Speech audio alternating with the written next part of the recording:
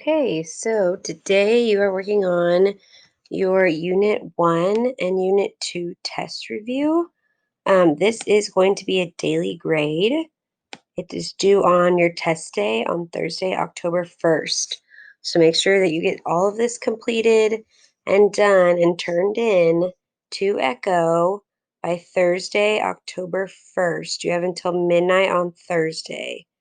Um, Make sure that your first and last name is up here at the top, as well as your class period. And then when you turn it in, make sure that you click share. In fact, do this right now. And then type in my name, Caitlin Berry, into the added people and groups, and then click done. That way I can see your document when you turn it in. Okay, there are 14 questions on this review. You will use your notes to answer each question, and I'm going through and doing the notes for you. We will go over the answers together and make sure you have everything correct. So, number one, what are the 5 themes of geography? We've been talking about the 5 themes are location, as in what is available in that area, in um, that place. You're talking about location, like absolute and relative location, place, movement, human environment interaction, HEI, and region. Those are the 5 themes of geography. Next, number 2, what are the 3 factors of the Human Development Index? The 3 factors are life expectancy, GDP, gross domestic product, and literacy rate, the percentage of people 15 and older who can read.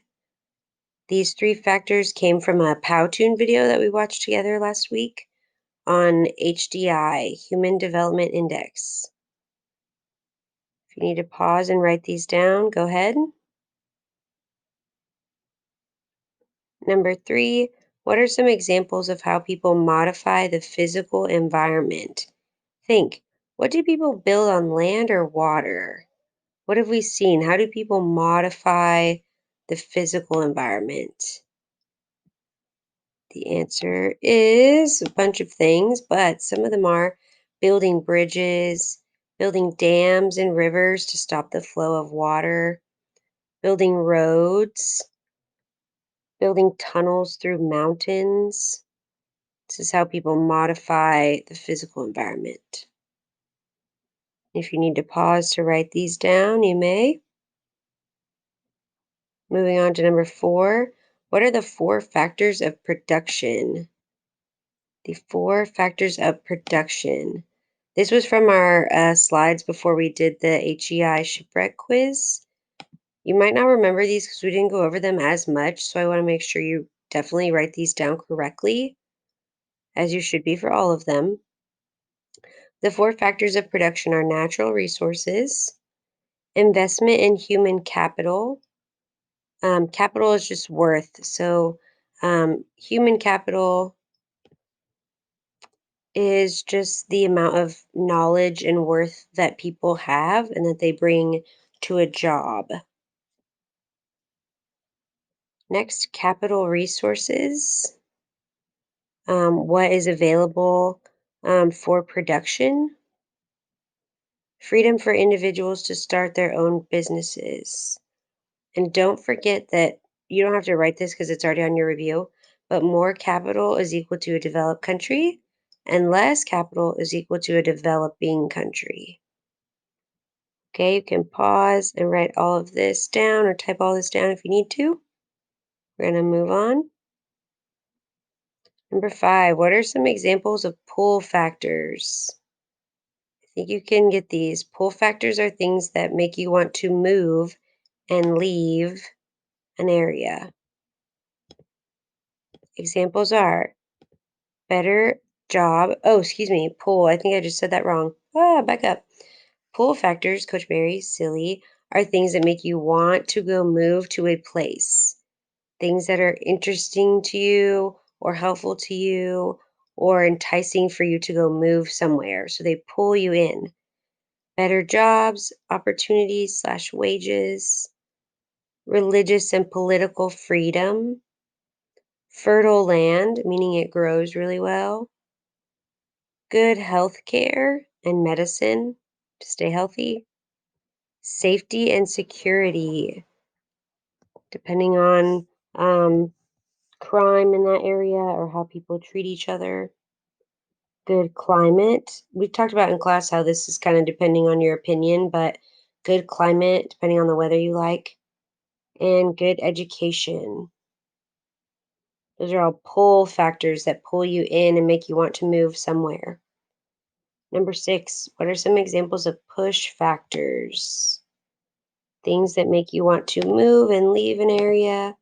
No jobs, low wages, lack of religious and political freedom, drought and arid, aka dry land, where you can't grow crops and food very well. Not enough healthcare slash medicine, war or political unrest, bad climate slash natural disasters, and poor education. So make sure you got all of the pull and push factors. There are quite a few, but you'll notice that the push factors listed down here are just the opposite of the ones that are listed up here for number five. Okay, going on to number seven. What is the difference between immigration and immigration? Immigration is to leave one's country, immigration to come into another country to live there permanently. What are some examples of how people adapt to the environment? Adapting to the environment. Think about, how do people adjust? By wearing certain clothing for the climate, like warm versus cold. If it's super duper cold somewhere, you're probably going to dress up in like a hoodie and snowshoes and gloves and hat. Building special homes, for example, on stilts if there's a lot of water in the area. Also, out of natural resources, like homes that are made out of mud and sort of brick from the area. Next, planting certain foods based on the season. People are adapting to, oh, this food does really well here. That's what we're going to plant. Number nine, the more production a country has, the more jobs they will have. What are the four factors of production? Are natural resources, labor, capital, and entrepreneurs. Okay. Number 10. What are the three main types of economies and their descriptions? They are command with no competition, and the government has all the centralized power over the people and the economy. Mixed economy is based on supply and demand, driven by the people, and the government is involved. A free economy is completely private and run by the people and no government involved. What are some example countries? Oops, let me redo our text. Example countries for command economy, it's North Korea, Libya, Cuba, and China. For mixed, it would be Canada, USA, France, and the UK, which is also known as Britain and England. For free economies, there are no example countries. There are no true free economies. You can pause here if you need to catch up and write some stuff down. And now I'm going to move on. What are the 10 traits of culture? 10 traits of culture. Art language, technology, food, dress, belief systems, family slash social structure, customs and traditions, institutions, and recreation, like things that you would do for fun. These are the 10 traits of culture that you need to write down. Okay, number 13. How does culture spread? There are four ways: war, travel, technology, and also trade. So, whenever these four things happen, culture ends up spreading based on people going to new places, learning new things, and overall advancements in technology. Number 14, what are some effects of cultural diffusion? Cultural diffusion is when one culture ends up making its way into another culture. So, positive effects are cross cultural understanding, cooperation between nations, spread of new ideas and products. The negative effects: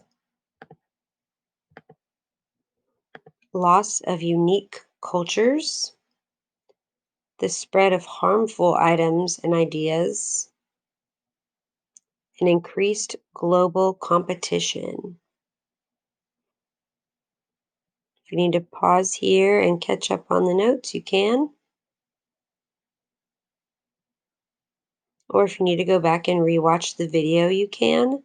Make sure that you finish this entire test review, typing in all of your answers, or you are writing all of your answers and then sharing it with me on your Google document up at the top. And you click share and type in my name, as well as turning this document into Echo. Otherwise, I cannot grade it. If you have any questions, let me know in Google Meet.